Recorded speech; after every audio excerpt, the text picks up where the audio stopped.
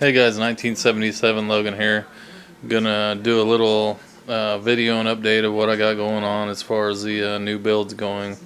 What you're looking at here is my new Craftsman compound miter saw that I'll be using to cut the wood that I'll be building my stand out of. I had considered having a stand built, and then I got to thinking, hey, I'll build my own stand. It gives me a good excuse to go out and buy a miter saw and the portable table that it sits on. And when I'm done, I've saved money on the stand. Plus, I still have the saw, which will come in handy next summer when I start work on my garage. As you can see, that's where my 75-gallon freshwater tank was sitting. It is no longer there. It's been moved. So basically, now I'm ready to start building the stand. We were going to lay ceramic tile down here in this doorway. My wife's decided that she wants to just carpet the thing completely. So now it's time for me to build the stand, remove the carpet where the stand will be sitting, so that it's sitting just straight onto the floor, and then we'll carpet around the stand. Back to the miter saw. It's just a Craftsman 10-inch compound miter saw. It was actually on sale for 89 bucks, and I got it put together. It looks like it's really a pretty good saw. And I just wanted to say a few things about it. When you buy a compound miter saw, you need to check the fence and the squareness of the fence with the blade. You do that. I'm sure some people know how to do this, but I'm not a woodworker, so I had to check this out. You can use a carpenter square, put it up against your fence flush. I only got one hand, so I'm not going to be able to do it, but lower your blade down and then check to make sure that the other edge of your carpenter square is square to the blade, so that you end up with good square end cuts. This saw was not square, so I did have to loosen the fence and adjust it and get it squared up. And then also you can do the same thing with the compound miter part by coming off the table. Bring your blade down, check that it's square this direction, so that you're getting good square cuts. The saw was square this way, wasn't square to the fence. It's funny. I'm a excuse me. I'm a master tool and die maker for automotive parts supplier. We supply parts to Ford, GM, Chrysler, all the big car companies, and so I'm used to working in real tight tolerances with steel, building punches, molds, dies, you name it. But it's actually a little nerve-wracking building a stand. I don't know why. I don't work with wood a lot. I don't have much experience with woodworking, but I figure the amount of things that I build and precision equipment and tooling that I build at work, I can surely build an aquarium stand. So I'm gonna give it a shot. I've got this set up in the house right now because I was just putting it together. The saw does quickly detach like this, so I'll take it apart. I'll take the stand out to my garage, come back in, get the saw, go out, set it up on the table.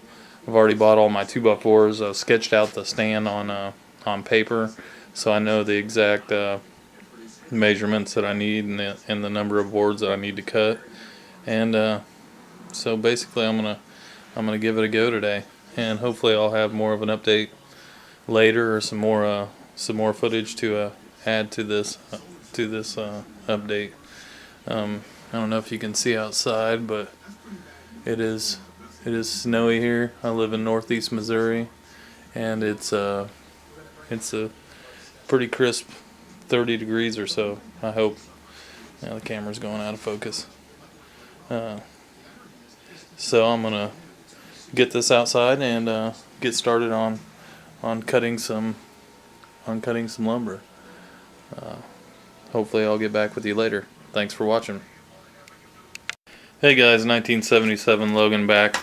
I've been outside for a total of about, I don't know, 35 minutes sawing on this on these 2x4s, and I'm telling you, that saw is bitch, and I don't know why I didn't own one before. Sorry for all you young tubers out there. Excuse my language. So this is what I got. This is going to be the top to the stand. I am missing one board. I think I'm going to go ahead and put a brace in here. I have to set this because this is going to be the area where my overflow box will go down through, and then also I'll set this for the 2x4 legs that are coming up.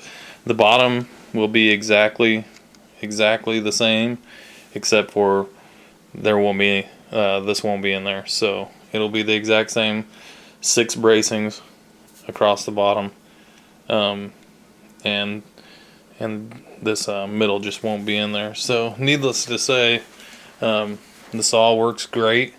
I set up a positive stop, that way I could rip every 2x4 the same, and I think it did a really good job. I mean, just by feeling with the ends lined up, they feel like they're the same. So I'm going to measure across diagonally, get it squared up, probably clamp it, and then I'm going to start screwing it together. So making progress. Thanks for watching. Later. Hey guys, 1977 Logan here again. Gonna do another little update. This is as far as I've made it today on the stand build. I'll get a little closer here and show you what I got going on. I've already had the tank up here and it fits just right. Got room for my overflows. I built this stand, and I wanted the sump to just fit in there, and but I did give myself probably, I don't know, there's probably 3/4 of an inch to a 1/2 inch on both sides of the sump. And the reason I did this is because I don't know about anybody else, but my 75-gallon freshwater tank that I had sitting here, when I went to move it the other day, my brother was here helping me, and he was cleaning out the stand while I was doing something else, getting ready to move that tank. And from the underneath side of that stand, I swear I took out half of a refrigerator box full of stuff. And for me, underneath stands are just a catch-all. Like my BioCube, the underneath side of it's just jam-packed. And so I'm gonna try to avoid having that happen with this by just leaving myself the footprint of my sump. That's what I was going for when I sit down, sketched the stand out, and drew it, and actually it came together and looks really nice. I did leave myself there's between the top of the sump and the bottom of my stand here is 15 inches, and in order to be able to place a BRS reactor in there, if I chose to, I needed at least 13 inches, so I've given myself enough room for that. And I've been talking to my wife and going through going over some different plans and things like that. On the other side of this wall here, we have a pantry, and I believe I'm gonna run my auto top off through there and into there for the for my reservoir and stuff like that. So pretty happy with the way it's coming out so far. That's where it's gonna sit. Got it pretty well centered. It's good and flat and level. I've still got to tomorrow come in, add the bracings that go here and here, and I've already test fitted it with a 2x4, and my bracing still gives me plenty of clearance there. I'm gonna sheet the sides of it with the nice oak plywood. I haven't decided yet what I'm gonna do on doors. I really like the look of the sump. I kind of want to be able to see it, so I'm going to try to do that. But that's where we're at so far. Came together good. Pretty happy with it. Like I said, we've had the tank on it. Looks great. And I'll be posting more videos. There's my cat. He's inspecting everything. But thanks for watching. Later.